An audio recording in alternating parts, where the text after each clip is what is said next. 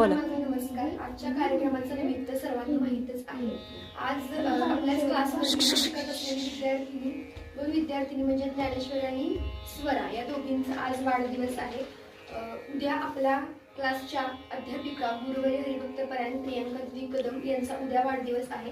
आणि परवा दिवशी आपल्याच क्लासची एक विद्यार्थिनी जी खूप सुंदर कीर्तन करते, खूप छान गायन करते, माझी मैत्रीण म्हणलं तरी चालेल, कारण या क्लासमध्ये माझ्या वयाचं तीच आहे, तर तिचाही परवा दिवशी वाढदिवस आहे. आणि या सर्वांच्या वाढदिवसानिमित्त आज रविवारचा दिवस बघून, सुट्टीचा दिवस बघून सर्वजण आपण इथं उपस्थित राहिलेलो आहोत. या वाढदिवसा दिवशी काय मागायचं किंवा काय म्हणायचं? हा जन्मदिवस म्हणजे प्रत्येकाच्या आयुष्यात एक महत्त्वाचा दिवस आहे.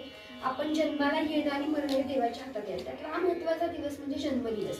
जन्माला आलं की आपल्याला एक नाव ठेवलं जातं, त्या नावाप्रमाणे आपलं आयुष्य घडतं. आपलं प्रारब्धही जन्मा दिवशीच ठरलं जातं आणि त्याप्रमाणे प्रत्येक जण आपल्या प्रारब्धाप्रमाणे तो वागतोय, चालतोय, बोलतोय. आणि अशा या दिवशी आज मी बोलेन खरं तर दीदींवरती बोलेन. आज दीदींचा जन्मदिवस.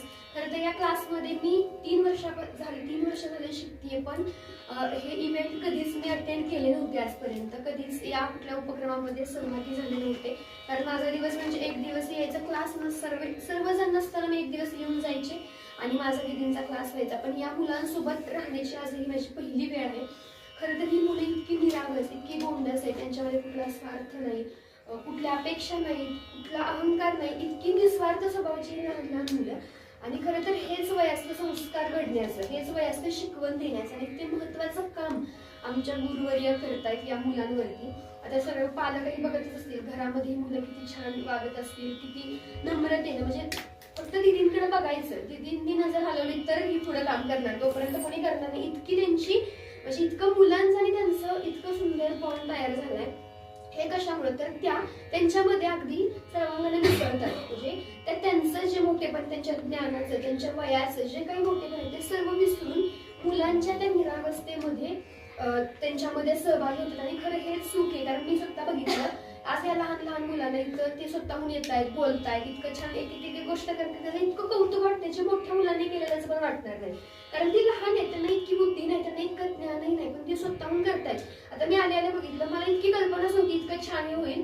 आल्या यांची तयारी केली, डेकोरेशन करायला आम्ही लवकर आलोय, आम्हाला हे केलं पाहिजे, ते केलं पाहिजे, म्हणजे सांगणे आणि ही मुलं उत्स्फूर्तपणे करतायत. हा महत्वाचा इनिशिएटिव्ह म्हणजे स्वतः पाऊल टाकणे ही गोष्ट महत्वाची. त्यांच्यात रुजली गेली, फक्त मॅडममुळेच रुजली गेली आहे. शिवाय व्यवस्थितरित्या पार पाडणं, एखादं सांगितलं तर ते परफेक्ट करता येते, म्हणजे नाही असं बोलतात ती बोलतायत, उद्धटपणा नाही, काय नाही, इतकी छान पद्धतीनं मुलं करतायत. आणि ह्यांना बघून खरंच माझं बालपण मला खरंच आठवण झाली. मी पण इतक्या ह्यांच्यासारखी